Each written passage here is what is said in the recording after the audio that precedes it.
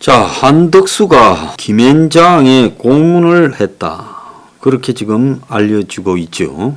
그런데 대한민국에서 김앤장이라는 그런 로펌이 차지하고 있는 것은요, 한국 사회의 사회악이라고 저는 개인적으로 보고 있습니다. 그야말로 변호사 수 1000여 명, 매출액이 1조 원이 넘고 부동의 국내 1위고 세계 한 50위권이다. 그래서 돈만 되면 수단과 방법을 가리지 않고 뭐든지 막고 있고, 법조 윤리나 사회적 정의보다도 돈을 쫓았고, 또 일종의 로펌이라기보다는 로비 단체나 심지어 돈 세탁 단체가 아닌가라는 이야기까지 나오고, 더 나아가서 이 김앤장이 정권 곳곳에 자기 사람들을 심어서 권력을 좌지우지하기도 한다라고 이야기가 나오고 있죠. 그래서 과거에 박근혜 정권 때도 김앤장 고문이던 유명한이가 외교부 장관을 맡았다. 윤병세가 외교부 장관을 맡았다고 말이 많았고, 심지어 공정위원회 업무보고를 현직 김앤장 변호사에게 최근에 했다라는 이야기가 나오고 있습니다. 인수위원회에서요.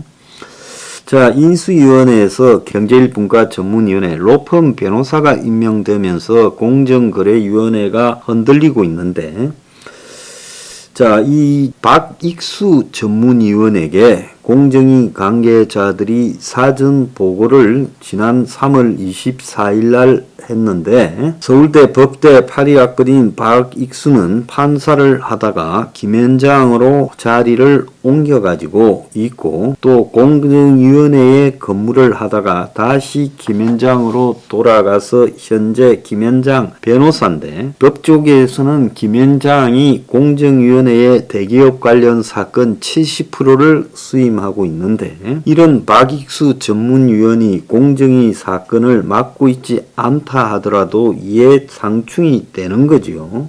그래서 현직 김앤장 변호사, 그것도 공정위원회에서 들어가서 일을 하다가 나온 김앤장 변호사가 공정위원회 보고를 받으면 앞으로도 쏠림 현상이 김앤장에 더 심할 거다라는 것은 뻔한 거 아니겠습니까? 그래서 투기자본감시센터라는 단체에서 4월 1일 날 기자회견을 열고 김앤장 총리 지명에 반대한다라는 진정서를 인수위에 냈는데, 이걸 갖다가 무조건 깔아뭉갤 게 아니라 지적에 대해서 좀 살펴봐야 된다는 겁니다. 자, 이들은 1일날 기자회견에서 2011년 저축은행 사태는 한덕수 전 총리가 부총리 겸 재경부 장관을 할 때 규제 완화라는 명분으로 기업 대출 한도를 철폐해 일어난 인재다. 국가의 수십조 원의 손실을 야기했고, 한덕수는 2002년 11월부터 2003년 7월까지 약 8개월간 김앤장 고문으로 있으면서 1억 5천만 원을 받았고, 론스타의 대한은행 불법 매각을 은폐한 책임자다라고 이야기를 하고 있습니다.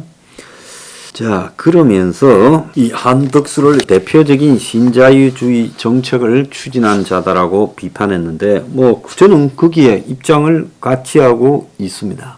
자, 한덕수는 오늘 아침에 론스타 사건에 사적으로 관여한 바가 없다라고 입장을 밝혔는데요.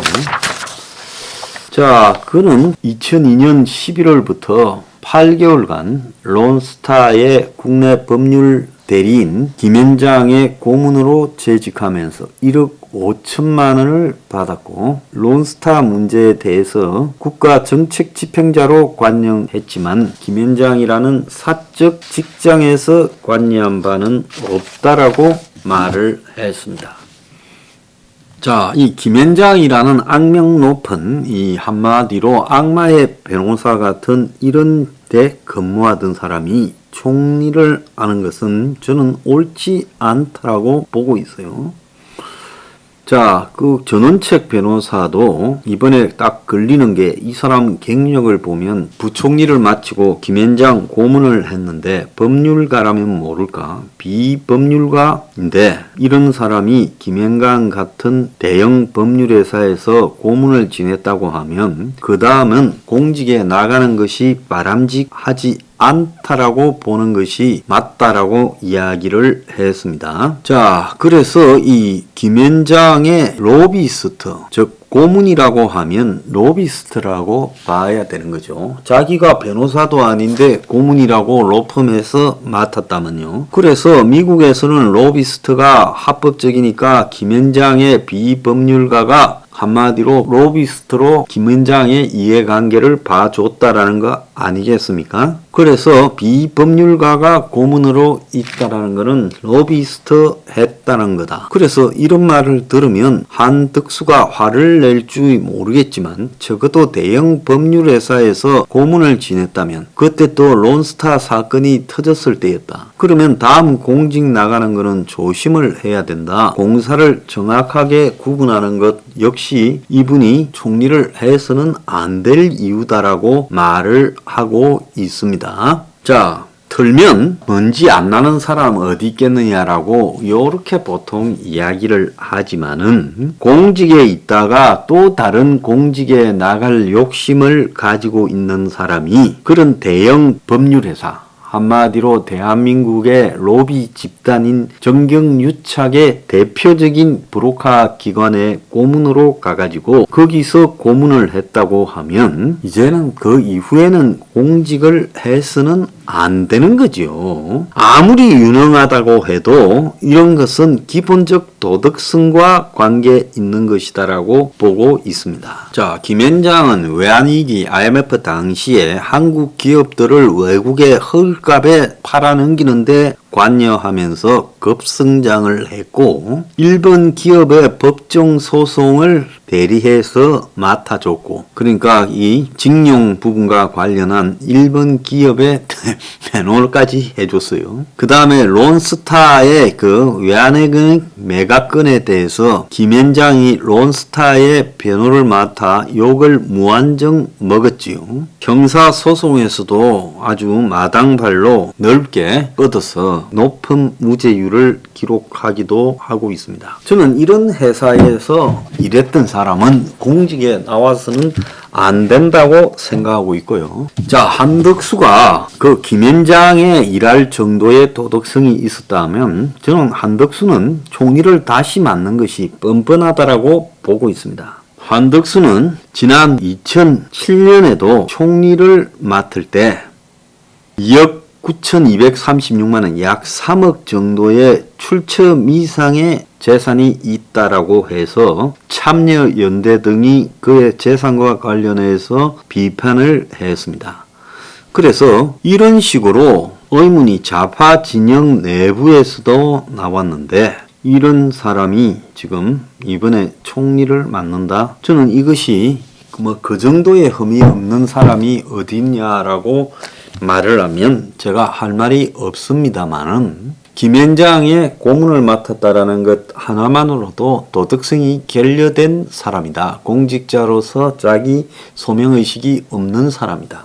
또 과거에 3억 정도의 출처 불명의 돈 문제가 제기되었던 사람이다. 그래서 그런 사람이면 공직에 부적절하다라는 생각은 변함이 없습니다. 이 사람은 2007년 청문회에서 부동산 투기 의혹도 제기되었고요. 자, 그리고 그뿐만 아니라 1989년 장인어로부터 건물을 3억 8천에 매입한 후 10년간 6억 2천만 원의 임대소득을 올렸는데 같은 기간 급여 총액보다 더 많았다고 이야기를 합니다. 그래서 장인어로부터 실제 샀는지 받았는지 모르지만은 거주 목적이 아니라 투기 목적으로 구입했다라는 이야기까지 나왔고요. 자, 공직에 있다가 김현장에 갔다가 또 공직에 있다가 김현장에 갔는데 자, 민주당은 한덕수가 김현장을 2번 갔다라는 부분을 문제 제기하고 있어요. 자, 한덕수 저렇게 돈이 좋으면 말라고 또 총리를 2번 하러 놓습니까? 김현장의 고문 변호사나 쭉 하지요.